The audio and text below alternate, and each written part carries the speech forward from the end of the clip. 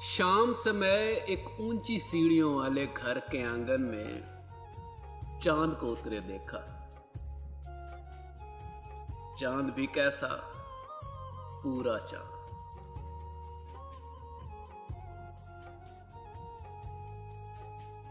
इंशा जी, इन चाहने वाली, इन देखने वाली आंखों ने शहरों शहरों, मुल्कों मुल्कों कैसा कैसा देखा चांद। हर एक चांद की अपनी धज थी, हर एक चांद का अपना रूप, लेकिन ऐसा ऐसा रोशन, हंसता, बातें करता चांद।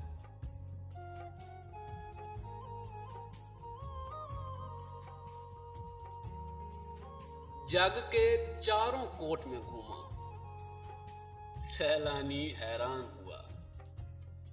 इस बस्ती के, इस कूचे के, इस आंगन में ऐसा चांद। चांद किसी का हो नहीं सकता, चांद किसी का होता है। चांद की खातिर जिद नहीं करते ऐ मेरे अच्छे इंशा चांद।